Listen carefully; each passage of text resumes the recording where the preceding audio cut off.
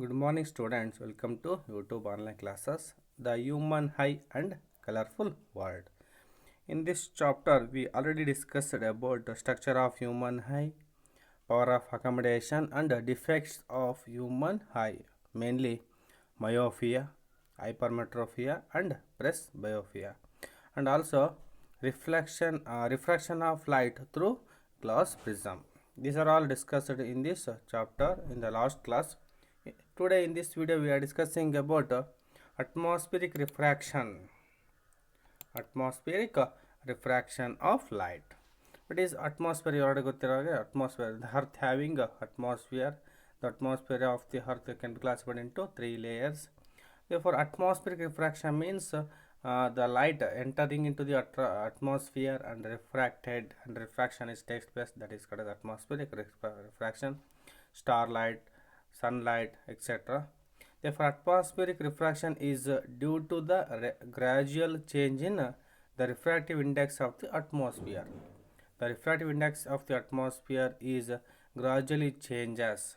Therefore, the atmospheric refraction is takes place. The refractive index of the atmosphere gradually increases towards the surface of the earth because the hot air ನೋಡಿ ಅರ್ಥ ಮಾಡ್ಕೊಳ್ಳಿ. The refractive index of the atmosphere gradually increase towards the earth. ಅಂದರೆ ನಾವು ಸ್ಪೇಸಿಂದ ನಾವು earth ಕಡೆಗೆ ಬರ್ತಾ ಹೋದಂಗೆಲ್ಲ refractive index ಏನಾಗ್ತಾ ಹೋಗುತ್ತೆ, ಇನ್ಕ್ರೀಸ್ ಆಗ್ತಾ ಹೋಗುತ್ತೆ. ಭೂಮಿ ಕಡೆಗೆ ಬರ್ತಾ ಹೋದಂಗೆಲ್ಲ ಇನ್ಕ್ರೀಸ್ ಆಗ್ತಾ ಹೋಗುತ್ತೆ ಬಿಕಾಸ್ ಆಫ್ ಹಾಟ್ ಏರ್. ಅಂದರೆ ಆ ಒಂದು ವಾಯುವಿನಲ್ಲಿ ಬಿಸಿಯ ಒಂದು ಪ್ರಮಾಣ ಜಾಸ್ತಿ ಆಗೋದ್ರಿಂದ ರಿಫ್ರಾಕ್ಟಿವ್ ಇಂಡೆಕ್ಸ್ ಏನಾಗ್ತಾ ಹೋಗುತ್ತೆ, ಇನ್ಕ್ರೀಸ್ ಆಗ್ತಾ ಹೋಗುತ್ತೆ. ಅಂದರೆ ಸ್ಪೇಸಲ್ಲಿ ನಾವು ಮೇಲೆ ಭೂಮಿಯಿಂದ ಮೇಲೆ ಹೋಗ್ತಾ ಹೋಗ್ತಾ ಹೋಗ್ತಾ ಕೂಲ್ ಆಗ್ತಾ ಹೋಗುತ್ತೆ. ಅಂದರೆ ಭೂಮಿಯಿಂದ ಸ್ಪೇಸಿಂದ ಭೂಮಿ ಕಡೆ ಬರ್ತಾ ಬರ್ತಾ ಹಾಟ್ ಏರ್ ಇರೋದ್ರಿಂದ ರಿಫ್ರಾಕ್ಟಿವ್ ಇಂಡೆಕ್ಸ್ ಏನಾಗ್ತಾ ಹೋಗುತ್ತೆ, ಇನ್ಕ್ರೀಸ್ ಆಗ್ತಾ ಹೋಗುತ್ತೆ. Increasing refractive index of atmosphere above is hot hair above is less dense and less dense than the cool air below. Cool air below. Therefore, so light gradually bends towards the normal. ಆಗೇನಾಗುತ್ತೆ, light ಏನಾಗುತ್ತೆ ಅಲ್ಲಿ ಏನಾಗುತ್ತೆ, denser ಅಥವಾ air medium ಅಂದರೆ medium changes ಆದಂಗೆಲ್ಲ ಆಗುತ್ತೆ, refraction ಆಗುತ್ತೆ. Due to atmospheric refraction ಏನಾಗುತ್ತೆ, light gradually bends towards normal ಕಡೆಗೆ ಲೈಟ್ ಏನಾಗ್ತಾ ಹೋಗುತ್ತೆ, ಬೆಂಡ್ ಆಗ್ತಾ ಹೋಗುತ್ತೆ. So the real position of the star is different from its apparent position. ಆಗ ನಮಗೆ ಆ ಒಂದು ನಕ್ಷತ್ರ ನೈಜವಾಗಿ ಯಾವ ಸ್ಥಾನದಲ್ಲಿರುತ್ತೋ ಆ ಸ್ಥಾನದಲ್ಲಿ ಕಾಣಲ್ಲ ನಮಗೆ. ಅದು ಸ್ವಲ್ಪ ಅಪರೆಂಟ್ ಪೊಸಿಷನ್ ಅಂದರೆ ಅದರ ಒಂದು ಪೊಸಿಷನ್ನಿಂದ ಬೇರೆ ಪೊಸಿಷನ್ಸಲ್ಲಿ ನಮಗೆ ಕಾಣ್ತಾ ಹೋಗುತ್ತೆ. ಇದು ಅಪರೆಂಟ್ ಪೊಸಿಷನ್ ಅಂದರೆ ನಮಗೆ ಕಾಣ್ತಕ್ಕಂಥ ಪೊಸಿಷನ್ನು, ಬಟ್ ಅದು ರಿಯಲ್ ಪೊಸಿಷನ್, ಅದು ಒರಿಜಿನಲ್ ಆಗಿರ್ತಕ್ಕಂಥ ಪೊಸಿಷನ್ ರಿಯಲ್ ಪೊಸಿಷನ್ ಆಗಿರ್ತದೆ. ನೋಡಿ, ನಾವು ಇಲ್ಲಿಂದ ನಾವು ನಿಂತ್ಕೊಂಡು ನೋಡಿದಾಗ, ಭೂಮಿ ಮೇಲೆ ನಿಂತ್ಕೊಂಡು ಇಲ್ಲಿಂದ ನೋಡಿದಾಗ ನಮಗೆ ನಕ್ಷತ್ರ ಈ ರೀತಿ ಕಾಣುತ್ತೆ, ಇಲ್ಲಿರೋ ರೀತಿ ಕಾಣ್ತಾ ಹೋಗುತ್ತೆ. ಬಟ್ ಇದು ಅಪರೆಂಟ್ ಪೊಸಿಷನ್, ನಮಗೆ ಕಾಣ್ತಾ ಇರ್ತಕ್ಕಂಥ ನಕ್ಷತ್ರದ ಸ್ಥಾನ. ಬಟ್ ಅದು ಅಲ್ಲೇ ಇರಲ್ಲ. ಅದು ಏನಾಗಿರುತ್ತಪ್ಪ ಅಂದರೆ ಅದರ ಪೊಸಿಷನ್ ಏನಾಗಿರುತ್ತೆ ಅಂದರೆ ರಿಯಲ್ ಪೊಸಿಷನ್ ಇಲ್ಲಿದೆಯಾ, ಈ ಒಂದು ಪೊಸಿಷನಲ್ಲಿ ಸ್ಟಾರ್ ಇರುತ್ತೆ. ಬಟ್ ನಮಗೆ ಕಾಣೋದು ಈ ಪ್ಲೇಸಲ್ಲಿ, ಈ ಪೊಸಿಷನಲ್ಲಿ, because of atmospheric refraction of star light. ಆ ಒಂದು ಸ್ಟಾರ್ ಲೈಟ್ ಏನಾಗುತ್ತೆ, ಅರ್ತ್ ಅಟ್ಮಾಸ್ಫಿಯರ್ಗೆ ಎಂಟರ್ ಆದ ತಕ್ಷಣ ಏನಾಗುತ್ತೆ, ಅಲ್ಲಿ increase in the refractive index of atmosphere. ಅಟ್ಮಾಸ್ಫಿಯರ್ನ ರಿಫ್ರಾಕ್ಟಿವ್ ಇಂಡೆಕ್ಸ್ ಇನ್ಕ್ರೀಸ್ ಆಗೋದ್ರಿಂದ ಅಲ್ಲಿ ಏನಾಗ್ತಾ ಹೋಗುತ್ತೆ, ಮೀಡಿಯಮ್ ಚೇಂಜಸ್ ಆಗುತ್ತೆ, ರಿಫ್ರಾಕ್ಷನ್ ಟೇಕ್ಸ್ ಪ್ಲೇಸ್ ಆಗುತ್ತೆ. ರಿಫ್ರಾಕ್ಷನ್ ಆಗಿ the light bending towards the normal ಕಡೆಗೆ ಬೆಂಡ್ ಆಗುತ್ತೆ. ನಾರ್ಮಲ್ ಕಡೆ ಬೆಂಡ್ ಆಗೋದ್ರಿಂದ ನಮಗೆ ಪೊಸಿಷನ್ ಆಫ್ ದಿ ಸ್ಟಾರ್ ಏನಾಗುತ್ತೆ, ಸ್ವಲ್ಪ ದೂರದಲ್ಲಿ ಬೇರೆ ಕಡೆ ಕಾಣ್ತಾ ಹೋಗುತ್ತೆ. ಅದನ್ನು ನಾವು ಅಪರೆಂಟ್ ಪೊಸಿಷನ್ ಅಂತೇಳಿ ಕರಿತಾ ಹೋಗ್ತೀವಿ. This is called as atmospheric refraction. Atmospheric refraction ಯಾಕೆ ಗೊತ್ತಾಯ್ತಲ್ಲ, due to increase in the refractive index of atmosphere. Refractive index of atmosphere increase ಆಗೋದ್ರಿಂದ ಅಟ್ಮಾಸ್ಫಿರಿಕ್ ರಿಫ್ರಾಕ್ಷನ್ ಉಂಟಾಗುತ್ತೆ. ಅಟ್ಮಾಸ್ಫಿರಿಕ್ ರಿಫ್ರಾಕ್ಷನ್ ಉಂಟಾಗೋದ್ರಿಂದ ಸ್ಟಾರು ನಮಗೆ ರಿಯಲ್ ಪೊಸಿಷನಲ್ಲಿ ಸ್ಟಾರ್ ನಮಗೆ ಕಾಣಲ್ಲ, ಅದು ಅಪರೆಂಟ್ ಪೊಸಿಷನಲ್ಲಿ ನಮಗೆ ಸ್ಟಾರು ಇರೋದು ಕಾಣ್ತಾ ಹೋಗುತ್ತೆ. ಇದು this is about atmosphere refraction. ನೋಡಿ, ಈ ರೀತಿ ನಾವು ನಿಂತ್ಕೊಂಡು ನೋಡಿದಾಗ ರಿಫ್ರಾಕ್ಟಿವ್ ಇಂಡೆಕ್ಸ್ ಇನ್ಕ್ರೀಸ್ ಆಗ್ತಾ ಹೋಗುತ್ತೆ. ನೋಡಿ, ಇಲ್ಲಿ ಸ್ಪೇಸ್ ಅಂತ ಹೇಳ್ತೀವಿ, ಸ್ಪೇಸು, ದಿಸ್ ಇಸ್ ಅಟ್ಮಾಸ್ಫಿಯರು, ಇದು ಅರ್ಥ ಅಟ್ಮಾಸ್ಫಿಯರ್, ಈ ರೀತಿ ಇರುತ್ತೆ. ಇಲ್ಲಿ ನಾವು ಪೊಸಿಷನ್, ನಮ್ಮ ಒಂದು ಪೊಸಿಷನ್, ನಾವು ನಿಂತ್ಕೊಂಡು ಇಲ್ಲಿ ನಕ್ಷತ್ರವನ್ನು ನೋಡ್ತಾ ಇದ್ದೀವಿ ಅಂತ. ಇಲ್ಲೊಂದು ಸ್ಟಾರ್ ಇದೆ, ನಕ್ಷತ್ರ ನಿಮಗೆ ಕಾಣ್ತಾ ಇದೆಯಾ, ಇದು ಸ್ಟಾರ್ ಕಾಣ್ತಾ ಇದೆ ನಿಮಗೆ. ನೋಡಿ, ಇಲ್ಲಿ ನಾವು ಏನಾಗ್ತಾ ಹೋಗುತ್ತೆ, light entering into the atmosphere, the refractive index of atmosphere increases towards the earth ಕಡೆ ಬರ್ತಾ ಏನಾಗುತ್ತೆ, ರಿಫ್ರಾಕ್ಟಿವ್ ಇಂಡೆಕ್ಸ್ ಇನ್ಕ್ರೀಸ್ ಆಗ್ತಾ ಹೋಗುತ್ತೆ. Due to this the starlight entering into the earth, ನೋಡಿ ಸ್ಟಾರ್ಲೈಟ್ ಈಗ ಎಂಟರಿಂಗ್ ಆಗ್ತಾ ಇದೆ, ದಿಸ್ ಈಸ್ ನಾರ್ಮಲ್ ಅಂತ ಹೇಳ್ತೀವಿ. ಬಿಕಾಸ್ ಇಲ್ಲೊಂದು ಏರ್ ಮೀಡಿಯಮ್ ಅಥವಾ ಇದು ವ್ಯಾಕ್ಯೂಮ್ ಅಂತ ಕನ್ಸಿಡರ್ ಮಾಡಿದ್ರೆ, ಇಲ್ಲಿ ಅಟ್ಮಾಸ್ಫಿಯರ್ ಇದೆ, ಇಲ್ಲಿ ಮೀಡಿಯಮ್ ಚೇಂಜ್ ಆಗುತ್ತೆ. ಮೀಡಿಯಮ್ ಚೇಂಜ್ ಆದಾಗ ಇಲ್ಲಿ ಏನಾಗುತ್ತೆ, ರಿಫ್ರಾಕ್ಷನ್ ಆಗ್ತಾ ಹೋಗುತ್ತೆ. ರಿಫ್ರಾಕ್ಷನ್ ಆದಾಗ ಇಲ್ಲ ನಾರ್ಮಲ್ ಡ್ರಾ ಮಾಡಿದರೆ ನೋಡಿ, ನಾರ್ಮಲ್ ಕಡೆ ಬೆಂಡ್ ಆಗಿದೆಯಾ, ನಾರ್ಮಲ್ ಕಡೆಗೆ ಬೆಂಡ್ ಆಗಿದೆ, ಬೆಂಡ್ ಆಗ್ತಾ ಬರುತ್ತೆ. ಮತ್ತು ಇಲ್ಲಿನೂ ಬರ್ತಾ ಬರ್ತಾ ಮತ್ತೆ ರಿಫ್ರಾಕ್ಟಿವ್ ಇಂಡೆಕ್ಸ್ ಚೇಂಜಸ್ ಆಗ್ತಾ ಇರುತ್ತೆ, ಇಲ್ಲಿ ಲೇಯರ್ಸ್ ಬರ್ತಾ ಹೋಗ್ತವೆ. ಮತ್ತೆ ಇಲ್ಲಿ ಏನಾಗುತ್ತೆ, ಮತ್ತೆ ನಾರ್ಮಲ್ ಕಡೆ ಬೆಂಡ್ ಆಗ್ತಾ ಹೋಗುತ್ತೆ, ಬೆಂಡ್ ಆಗುತ್ತೆ, ಬೆಂಡ್ ಆಗಿ ಈ ರೀತಿ ಅದು ಲೈಟ್ ಟ್ರಾವೆಲ್ ಆಗುತ್ತೆ. ಬಟ್ ನಮಗೆ ಅದೇನಾಗುತ್ತೆ, ನೇರವಾಗಿ ನೋಡಿದಾಗ ನಮಗೆ ನಕ್ಷತ್ರ ಇಲ್ಲಿರೋ ರೀತಿ ಕಾಣ್ತಾ ಹೋಗುತ್ತೆ. ಅರ್ಥ ಹೇಳಿದ್ದು, ಈ ರೀತಿ ಸ್ಟಾರು ತನ್ನ ಒರಿಜಿನಲ್ ಸ್ಥಾನವನ್ನು ಬಿಟ್ಟು ಬೇರೆ ಪ್ಲೇಸಲ್ಲಿ ಕಾರಣಕ್ಕೆ ಕಾರಣ ಏನಪ್ಪ ಅಂದರೆ due to atmospheric refraction of star light. ಈ ರೀತಿ ನಾವು ಮೀಡಿಯಮ್ ಚೇಂಜ್ ಆದಂಗೆ ರಿಫ್ರಾಕ್ಷನ್ ಆಗ್ತದೆ, ಸ್ಟಾರ್ ಲೈಟ್ ರಿಫ್ರಾಕ್ಷನ್ ಆಗ್ತಾ ಹೋಗುತ್ತೆ. Because of refractive index increases. ನೋಡಿ ಇಲ್ಲಿ ಒಂದು ರೀತಿಯ ರಿಫ್ರಾಕ್ಟಿವ್ ಇಂಡೆಕ್ಸ್ ಇರುತ್ತೆ, ಮತ್ತು ಇಲ್ಲಿ ಒಂದು ರೀತಿಯ ರಿಫ್ರಾಕ್ಟಿವ್ ಇಂಡೆಕ್ಸ್ ಇರುತ್ತೆ. ರಿಫ್ರಾಕ್ಟಿವ್ ಇಂಡೆಕ್ಸ್ ಇನ್ಕ್ರೀಸ್ ಆಗೋದ್ರಿಂದ ಇಲ್ಲಿ ಏನಾಗ್ತಾ ಹೋಗುತ್ತೆ, ಬೆಂಡ್ ಆಗ್ತಾ ಹೋಗುತ್ತೆ. ಬಟ್ ನಮಗೆ ಒರಿಜಿನಲಾಗಿ ಕಾಣ್ತಕ್ಕಂಥದ್ದು ಅಪರೆಂಟ್ ಪೊಸಿಷನ್, ಅಂದರೆ ನಮಗೆ ಕಾಣ್ತಕ್ಕಂಥದ್ದು ಒರಿಜಿನಲ್ ಪೊಸಿಷನಿಂದ ಬೇರೆ ಪೊಸಿಷನಲ್ಲಿ ಕಾಣ್ತಾ ಹೋಗುತ್ತೆ. ಬಟ್ ಒರಿಜಿನಲ್ ಆಗೋದು ಬೇರೆ ಒಂದು ಪೊಸಿಷನಲ್ಲಿ ಇರತಕ್ಕಂಥದ್ದು. Due to apparent star position due to atmospheric refraction ಅಂತೇಳಿ ಹೇಳ್ತಾ ಹೋಗ್ಬೇಕು. ಅರ್ಥ ಹೇಳಿದ್ದು. Next twinkling of star. Twinkling of star, ನಕ್ಷತ್ರಗಳು ನೋಡಿರ್ಬೋದು ನೀವು, ರಾತ್ರಿ ಒಳಗೆ ಆಕಾಶವನ್ನು ವೀಕ್ಷಣೆ ಮಾಡ್ತಾಯಿದ್ರೆ ನಿಮಗೆ ನಕ್ಷತ್ರಗಳು ಟ್ವಿಂಕಲಿಂಗ್ ಆಗೋ ರೀತಿ ಕಾಣ್ತಾ ಹೋಗುತ್ತೆ, ಅಂದರೆ ಮಿನುಗುವ ರೀತಿ ಕಾಣ್ತಾ ಇರುತ್ತೆ. ಒರಿಜಿನಲಾಗಿ ಅವು ಯಾವಾಗಲೂ ಮಿನುಗ್ತಾ ಇರ್ತಾವ, ಹಂಗೆ ಡಿಮ್ ಆ್ಯಂಡ್ ಡಿಪ್ ಅಥವಾ ಬ್ರೈಟಾಗಿ ಮತ್ತು ಡೌನ್ ಈ ಥರ ಕಾಣ್ತಾ ಇರ್ತಾವ? ಇಲ್ಲ. ಅದು ಯಾಕೆ ಆ ಥರ ಕಾಣುತ್ತೆ ನಿಮಗೆ ಮಿನುಗೋ ಥರ? ನೋಡಿ, the twinkling of star is due to the atmospheric refraction of star light and due to the change in the position of the star and the moment of the layers of the atmosphere. This is the one of the reason for twinkling of star. ಅಂದರೆ the twinkling of star is due to the atmospheric refraction of star light. ಅರ್ಥ ಆಯ್ತಲ್ಲ ನಿಮ್ಗೆ ಗೊತ್ತಿರುವ ಹಾಗೆ, the star lights is entering to the atmosphere. The atmosphere having a different refractive index moving towards the earth. Due to atmospheric due to increase in the refractive index of atmosphere, the starlight get a refraction that is called as atmospheric refraction. Due to atmospheric refraction, the stars looks like a twinkling. Therefore, and the movement of the layers of the atmosphere, so the light from the star is sometimes brighter and sometimes fainter and it appears to twinkle. ಆಗ ಏನಾಗುತ್ತೆ, refraction ಆಗೋದ್ರಿಂದ ಏನಾಗುತ್ತೆ, the light from the star is entering into the atmosphere due to layer, the moment of the layer of the atmosphere, ಒಂದು ಅಟ್ಮಾಸ್ಫಿಯರ್ನ layer moment ಆಗೋದ್ರಿಂದ ಏನಾಗ್ತಾ ಹೋಗುತ್ತೆ, sometimes ಅದು ಬ್ರೈಟಾಗಿ ಕಾಣ್ತಾ ಇರುತ್ತೆ, ಇನ್ನು ಸಮ್ಟೈಮ್ಸ್ ಫೈಂಟಾಗಿ ಅಂದರೆ ಬ್ಲರ್ರಾಗಿ ಕಾಣ್ತಾ ಇರುತ್ತೆ. ಇದರಿಂದ ನಾವೇನು ಹೇಳ್ತಾ ಹೋಗ್ಬೋದು, ಟ್ವಿಂಕಲಿಂಗ್ ಆಗ್ತಾಯಿದೆ ಅಂತೇಳಿ ಕೇಳ್ತಾ ಹೋಗ್ಬೋದು. Planets are closer to the earth than star. Planets ಮಿನುಗೋದಿಲ್ಲ, ಸ್ಟಾರ್ಸ್ಗಳು ಮಿನುಗ್ತವೆ. ಯಾಕಪ್ಪ ಅಂದರೆ planets do not have any own light, first one. But planets are closer to the earth, ಅಂದರೆ ಭೂಮಿಗೆ ಸಮೀಪ ಇದೆ. ನಕ್ಷತ್ರಗಳು ಭೂಮಿಯಿಂದ ಭಾಳಷ್ಟು ದೂರದಲ್ಲಿದ್ದಾವೆ, ಬಟ್ ಪ್ಲಾನೆಟ್ಸ್ ಭೂಮಿಗೆ ಸಮೀಪ ಇರೋದ್ರಿಂದ ಅವು ಆ ರೀತಿ ಟ್ವಿಂಕಲಿಂಗ್ ಆಗೋದಕ್ಕೆ ಸಾಧ್ಯ ಇಲ್ಲ. The light from the stars are considered as point source of light and the light from planets are considered as extended source of light.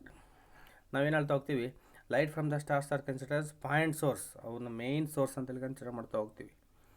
ಅಂದರೆ light from the planets are considered as extended source of the light. So light from the planets nullify the twinkling effect, ಅಂದರೆ ಅವು ಅಷ್ಟು ಟ್ವಿಂಕಲಿಂಗ್ ಆಗಿ ಕಾಣಲ್ಲ, ಯಾಕಂದರೆ ಅದು ಅಷ್ಟೊಂದು refraction ಆಗಲ್ಲ, ಅಟ್ಮಾಸ್ಫಿಯರ್ ರಿಫ್ರಾಕ್ಷನಲ್ಲಿ ಆಗಲ್ಲ ಅನ್ನೋದು ಅದ್ರ ಮೇಲೆ ಆಗ್ತದೆ. ನೋಡಿ, why do stars twinkling, light from a star ಇದೆ ಅಂತ ಹೇಳಿ ಇಲ್ಲಿಂದ ಲೈಟ್ ಬರ್ತಾ ಹೋಗುತ್ತೆ. ಈ ನೋಡಿ ಈ ರೀತಿ ಅದು ರಿಫ್ರಾಕ್ಷನ್ ಆಗ್ತಾ ಹೋಗುತ್ತೆ, ಎಷ್ಟು ಸರಿ ಬೆಂಡ್ ಆಗಿದೆ ನೋಡಿ.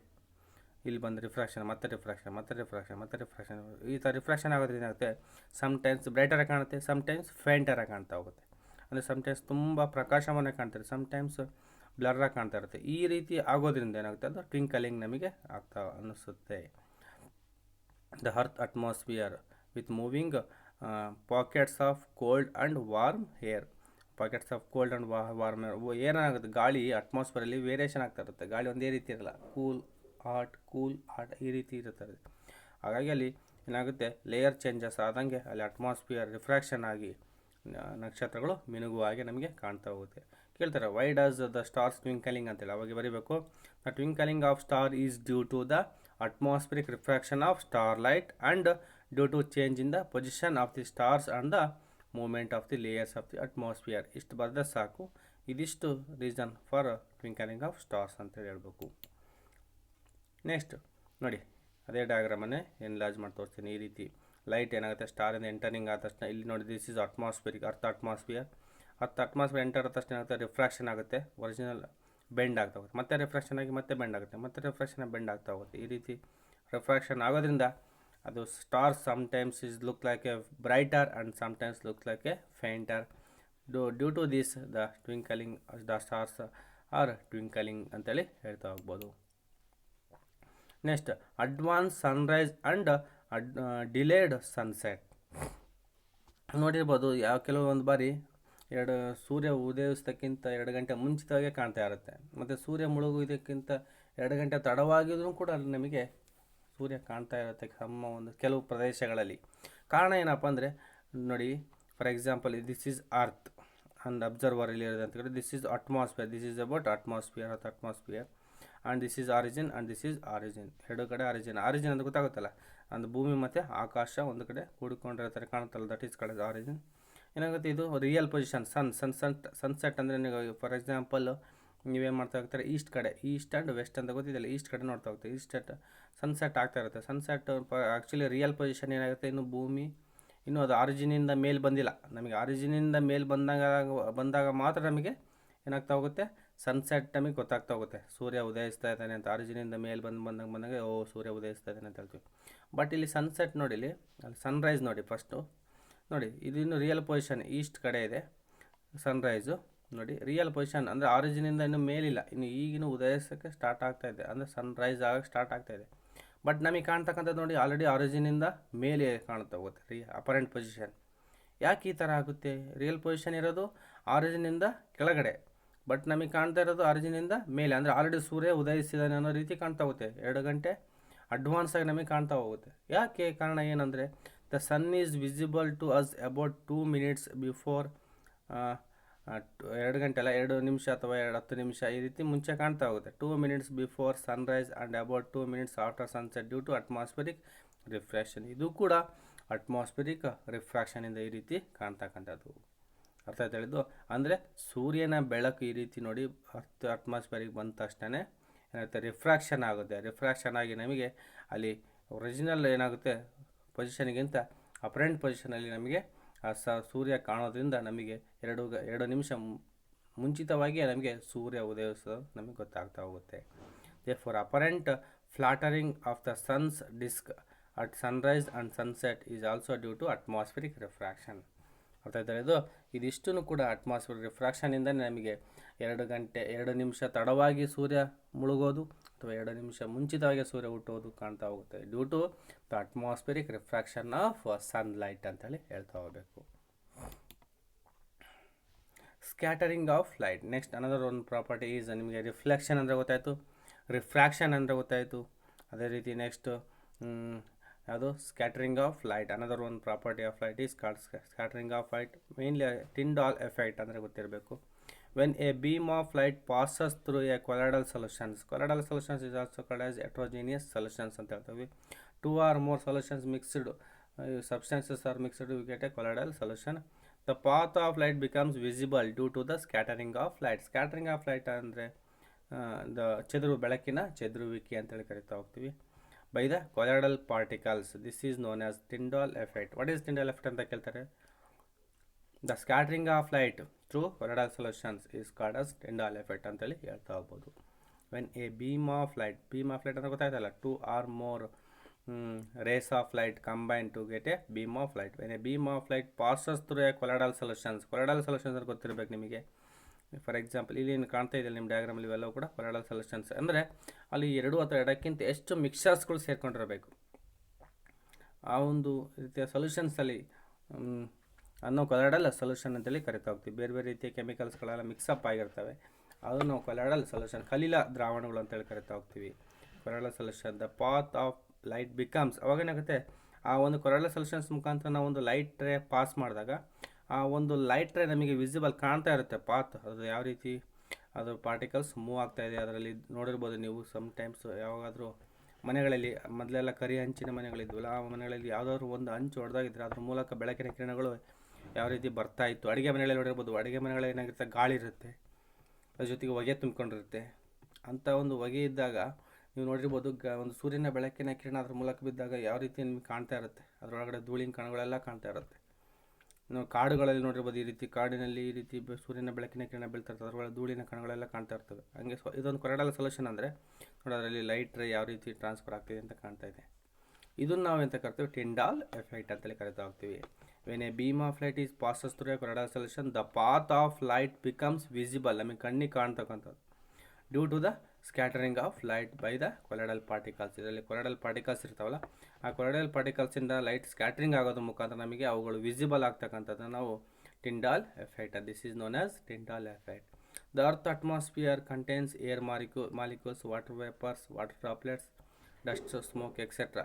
These are all mixtures we call as colloidal solutions. ಅಂದರೆ air molecules, water droplets, dust smokes ನೋಡಿ, ಇಲ್ಲಿ ಎಷ್ಟೊಂದು ಪಾರ್ಟಿಕಲ್ಸ್ ಎಲ್ಲ ಮಿಕ್ಸಪ್ ಆಯಿತು. ಅದನ್ನು ನಾವು ಹೆಟ್ರೋಜಿನಿಯಸ್ ಮಿಕ್ಸ್ಚರ್ ಅಂತ ಹೇಳ್ತೀವಿ, ಅಂದರೆ ಕೊರಡಲ್ ಸೊಲ್ಯೂಷನ್ಸ್ ಅಂತ ಕರಿತಾ ಹೋಗ್ತೀವಿ.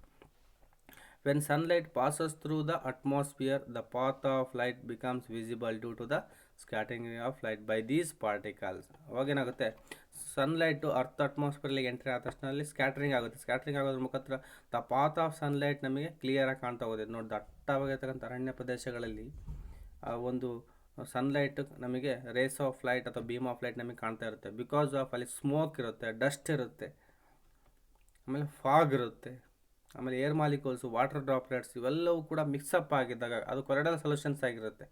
ಆ ಕೊರಡಲ್ ಸೊಲ್ಯೂಷನ್ಸ್ ಆ ರೀತಿಯಲ್ಲಿ ವರ್ತನೆ ಮಾಡದಿರುವಾಗ ಸನ್ಲೈಟ್ ಅದರಲ್ಲಿ ಎಂಟ್ರಿ ಆತಪ್ಪ ಅಂದರೆ ನಮಗೆ ಅದು ವಿಸಿಬಲ್ ಆಗುತ್ತೆ. That is called as the Tyndall effect. The colour of the scattered light depends upon the size of the scattering particles. ಅರ್ಥ ಆಯ್ತಾ? The colour of the scattering light depends on the size of the scattering particles. Very fine particles scatters blue light, ಅಂದರೆ ಅತಿ ಚಿಕ್ಕದಾಗಿರ್ತಕ್ಕಂಥ ಕಣಗಳು blue ಕಲರ್ನ scattering ಮಾಡುತ್ತೆ. Larger particles scatters different colours of light, ಅಂದರೆ ಅತ್ಯಂತ ದೊಡ್ಡ ಕಣಗಳು ಬೇರೆ ಬೇರೆ ರೀತಿಯ ಕಲರ್ಗಳನ್ನು ಸ್ಕ್ಯಾಟರಿಂಗ್ ಮಾಡ್ತಾ ಹೋಗುತ್ತೆ. ಅದರಲ್ಲಿ ಫೈನ್ ಪಾರ್ಟಿಕಲ್ಸ್ ಅಂದರೆ ಅತಿ ಸೂಕ್ಷ್ಮ ಕಣಗಳು ಏನಾದ್ರು ಇದ್ದು ಅಂದರೆ ಆವಾಗ ಅಲ್ಲಿ ನಿಮ್ಗೆ ಬ್ಲೂ ಕಲರ್ ಕಾಣ್ತಾ ಹೋಗುತ್ತೆ, ಅಂದರೆ ಬ್ಲೂ ಕಲರು ಜಾಸ್ತಿ ಸ್ಕ್ಯಾಟರಿಂಗ್ ಆಗುತ್ತೆ. ಹಾಗಾಗಿ the colour of the scattered light depends upon the size of the scattering particles. ಆ ಒಂದು ಕೊರಡಲ್ ಸೊಲ್ಯೂಷನ್ಸಲ್ಲಿ ಪಾರ್ಟಿಕಲ್ಸ್ ಇರ್ತಾವಲ್ಲ, ಆ ಪಾರ್ಟಿಕಲ್ಸ್ ಸೈಜ್ ಮೇಲೆ ಆ ಒಂದು ಸ್ಕ್ಯಾಟರಿಂಗ್ ಕಲರು ಡಿಪೆಂಡ್ ಆಗಿರುತ್ತೆ ಅಂತೇಳಿ ಹೇಳ್ತಾ ಹೋಗ್ತೀವಿ. ವೆರಿ ಫೈನ್ ಪಾರ್ಟಿಕಲ್ಸ್ ಅಂದರೆ ಅತಿ ಸೂಕ್ಷ್ಮ ಕಣಗಳು ಸ್ಕ್ಯಾಟರ್ಸ್ ಬ್ಲೂ ಲೈಟ್, ಬ್ಲೂ ಕಲರನ್ನು, ಬ್ಲೂ ಬೆಳಕನ್ನು ಹೆಚ್ಚು ಸ್ಕ್ಯಾಟರಿಂಗ್ ಮಾಡ್ತಾ ಹೋಗ್ತವೆ. ಅದೇ ರೀತಿಯಾಗಿ larger particles scatters different colours of light ಅಂತೇಳಿ, ಅಂದರೆ ಬೇರೆ ರೀತಿಯ ಅತಿ ದೊಡ್ಡ ಕಣಗಳು ಏನಾಗ್ತಾ ಹೋಗ್ತವೆ, ಇನ್ನೂ ಬೇರೆ ಬೇರೆ ರೀತಿಯ ಕಲರ್ಗಳನ್ನು, ಅಂದರೆ ರೆಡ್ ಆಗಿರ್ಬೋದು, ಯೆಲ್ಲೋ ಆಗಿರ್ಬೋದು, ಆರೆಂಜ್ ಆಗಿರ್ಬೋದು, ಹಿಂಗೆ ಬೇರೆ ರೀತಿಯ ಕಲರ್ಸ್ಗಳನ್ನು ಸ್ಕ್ಯಾಟ್ರಿಂಗ್ ಮಾಡ್ತಾ ಹೋಗುತ್ತೆ. ಅರ್ಥ ಆಯ್ತಲ್ಲ ಟಿಂಡಾಲ್ ಎಫೆಕ್ಟ್ ಅಂದರೆ? When a beam of light passes through, beam of light ಅಂದರೆ ಗೊತ್ತಾಗುತ್ತಲ್ಲ, ಈಗ ನೀವು ಟಾರ್ಚ್ ಬಿಟ್ಟಾಗ ಅದು ಬೆಳಕು ಕಾಣ್ತಾ ಇರುತ್ತೆ ನೋಡಿ, that is called as beam of light ಅಂತ ಹೇಳ್ತವೆ. ಆ ಒಂದು ರಾತ್ರಿ ವೇಳೆ ನೀವು ಬೆಳಕು ಬಿಟ್ಟಾಗ ಅದ್ರ ಒಂದು ದಾರಿ, ಒಂದು ಪಾತ್ ರೂಪದಲ್ಲಿ ಲೈಟ್ ಕಾಣ್ತಾ ಇರುತ್ತೆ, ಬ್ಯಾಂಡ್ ರೂಪದಲ್ಲಿ, that is called as beam of light ಅಂತೇಳಿ. Beam of light passes through a colloidal solutions. ಅರ್ಥ ಆಯ್ತು ಹೇಳಿದ್ದು? ಕೊರಡಲ್ ಸೊಲ್ಯೂಷನ್ ಗೊತ್ತಾಯ್ತಲ್ಲ. ಈಗ air molecules, water droplets, dust, smoke ಇವೆಲ್ಲ ಮಿಕ್ಸಪ್ ಆಗಿದ್ರೆ ಅದನ್ನು ಕೊರಡಲ್ ಸೊಲ್ಯೂಷನ್ ಅಂತ ಕರಿತೀವಿ. ಹಾಗೆ ಬೇರೆ ರೀತಿಯ ಕೆಮಿಕಲ್ಸ್ಗಳನ್ನೆಲ್ಲ ಮಿಕ್ಸಪ್ ಮಾಡ್ಕೊಂಡು ನಾವು ಒಂದು ಸೊಲ್ಯೂಷನ್ಸನ್ನು ಫಾರ್ಮೇಷನ್ ಮಾಡಿದರೆ ಅದನ್ನ ಕೊರಡಲ್ ಸೊಲ್ಯೂಷನ್ ಅಂತ ಕರಿತಾ ಹೋಗ್ತೀವಿ. ನೋಡಿ, ಆ ರೀತಿ the path of light becomes visible, the path of light ನಮಗೆ ಕಾಣ್ತಾ ಹೋಗುತ್ತೆ, ಗೋಚರಿಸ್ತಾ ಹೋಗುತ್ತೆ, due to the scattering of light by the colloidal particles. This is known as Tyndall effect. The colour of the scattered light depends upon the size of the colloidal particles, scattering particles. ಅರ್ಥ ಮಾಡ್ಕೊಳ್ಳಿ, ಇದಿಷ್ಟು Tyndall effect. ನೋಡಿ, ಇದು this is the example for colloidal solutions. ನೋಡಿ ಇಲ್ಲಿ ಯಾವ ರೀತಿ light ray ಕಾಣ್ತಾ ಇದೆ ನಿಮಗೆ, ಇಲ್ಲಿ ನೋಡಿ, ಇಲ್ಲಿ ಕಾಣ್ತಾ ಇಲ್ಲ, ಇದೊಂದು ಮಿಕ್ಸ್ಚರ್ ಅಷ್ಟೇ. ಬಟ್ ಇಲ್ಲಿ ತಗೊಂಡಿರೋದು ಕೊರಡಲ್ ಸೊಲ್ಯೂಷನ್. ಇಲ್ಲಿ ಈ ಒಂದು ಸೋರ್ಸಿಂದ ನಾವು ಲೈಟನ್ನು ಪಾಸ್ ಮಾಡಿದಾಗ ಇಲ್ಲಿ ಕಾಣಲ್ಲ, ಯಾಕಂದರೆ ಇದು ಒಂದೇ ಮಿಕ್ಸ್ಚರ್ ಆಗಿರ್ತದೆ. ಬಟ್ ಇಲ್ಲಿ ಕೊರಡಲ್ ಸೊಲ್ಯೂಷನ್ ತಗೊಂಡಿದ್ರೆ ಈ ರೀತಿ ಅದರ ಒಳಗಡೆ ಲೈಟ್ ಪಾತ್ ಆಗೋದು ಕಾಣ್ತಾ ಹೋಗುತ್ತೆ. ನೋಡಿ, ಇಲ್ಲೂ ಕೂಡ ಅಷ್ಟೇ, ಲೈಟ್ ಯಾವ ರೀತಿ ಇಲ್ಲಿ ಕೊರಡಲ್ ಸೊಲ್ಯೂಷನ್ ತೊಗೊಂಡಿದ್ದೀವಿ, ಇಲ್ಲಿ ಯಾವ ರೀತಿ ಕಾಣ್ತಾ ಹೋಗುತ್ತೆ. ನೋಡಿ, ಇಲ್ಲಿ ಅಡುಗೆ ಮನೆಯಲ್ಲಿ ಏನಾದ್ರು ರೀತಿ ಕಿಟಿಕಿ ಇತ್ತು ಅಂದರೆ ಇಲ್ಲೆಲ್ಲ ನೋಡಿ ಗಾಳಿ ಆಮೇಲೆ ಹೊಗೆ ತುಂಬಿಕೊಂಡಿದ್ರೆ ಅದು ಕೊರಡಲ್ ಸೊಲ್ಯೂಷನ್ ಆಗುತ್ತೆ. ಆ ಹೊಗೆ, ಅಡುಗೆ ಮನೆಯಲ್ಲಿ ಹೊಗೆ ಇದ್ದಾಗ ಏನಾಗುತ್ತೆ, ಅದರ ಮೂಲಕ ಬೆಳಕಿನ ಕಿರಣಗಳು ನಿಮಗೆ ಕಾಣ್ತಾ ಇರುತ್ತೆ, ಅದರ ಧೂಳಿನ ಕಣಗಳೆಲ್ಲ ಕಾಣ್ತಾ ಇರುತ್ತೆ. ನೋಡಿರ್ತೀರ, ನೀವು ಅಬ್ಸರ್ವ್ ಮಾಡಿರ್ತೀರ. ಅಥವಾ ನೀವು ಸ್ನಾನಕ್ಕೆ ಹೋದಾಗ ಬಿಸಿ ನೀರು ಸ್ನಾನ ಮಾಡ್ತಿರ್ತೀರ, ಫುಲ್ಲು ಬಿಸಿ ನೀರು ಸ್ನಾನ ಮಾಡ್ತಿರ್ತೀರ, ಅವಾಗ ನೀವು ಹೊಗೆ ಬರ್ತಾ ಇರ್ತದೆ. ಅಂಥ ಸಮಯದಲ್ಲೂ ಕೂಡ ಏನಾಗುತ್ತೆ, ಕೊರಡಲ್ ಸೊಲ್ಯೂಷನ್ ಕಾಡುಗಳಲ್ಲಿ, ದಟ್ಟವಾದ ಕಾಡುಗಳಲ್ಲಿ ಕೂಡ ಬೆಳಗಿನ ಜಾವ ನೀವು ಹೋದಾಗ 8:30-9 ಗಂಟೆ ಟೈಮಲ್ಲಿ ಹೋದಾಗ ಅಲ್ಲೇನಾಗುತ್ತೆ, ಸ್ಮೋಕ್ ಇರುತ್ತೆ, ಸ್ಮಾಗ್ ಇರುತ್ತೆ, ಆಮೇಲೆ ಇದು ಮಂಜು, ಆಮೇಲೆ ಗಾಳಿ, ತಂಪಾದ ವಾತಾವರಣ, ಇಬ್ಬನಿ ಇವೆಲ್ಲ ಇರುತ್ತೆ. ಅವಾಗ ಕೊರಡ ಸೊಲ್ಯೂಷನ್ಸ್ ರೂಪದಲ್ಲಿರುತ್ತೆ. ಆ ಕೊರಡ ಸೊಲ್ಯೂಷನ್ಸ್ ಇದ್ದಾಗ ಒಂದು ಅರಣ್ಯದ ಎಲೆಗಳ ಮಧ್ಯೆ ಬೆಳಕಿನ ಕಿರಣ ಬರ್ತಾ ಇರ್ತದಲ್ಲ, ಆ ಬೆಳಕಿನ ಕಿರಣ ನಮಗೆ ಕ್ಲಿಯರಾಗಿ ಕಾಣ್ತಾ ಇರುತ್ತೆ. ಇದಿಷ್ಟು ಟಿಂಡಾಲ್ ಎಫೆಕ್ಟ್. ಅರ್ಥ ತಿಳಿದು? ಓಕೆ, ನೆಕ್ಸ್ಟ್ ಕ್ಲಾಸಲ್ಲಿ ನಾವು why is the colour of the clear sky is blue. Colour, ಆಕಾಶದ ಬಣ್ಣ ಯಾಕೆ ನೀಲಿ ಆಗಿದೆ, ಆಮೇಲೆ ಸೂರ್ಯ ಉದಯಿಸುವಾಗ ಮತ್ತು ಮುಳುಗುವಾಗ ಯಾಕೆ ಕೆಂಪಾಗಿ ಕಾಣುತ್ತದೆ ಅನ್ನೋದನ್ನು ನೆಕ್ಸ್ಟ್ ಕ್ಲಾಸಲ್ಲಿ ನೋಡ್ತಾ ಹೋಗೋಣ. Thank you students.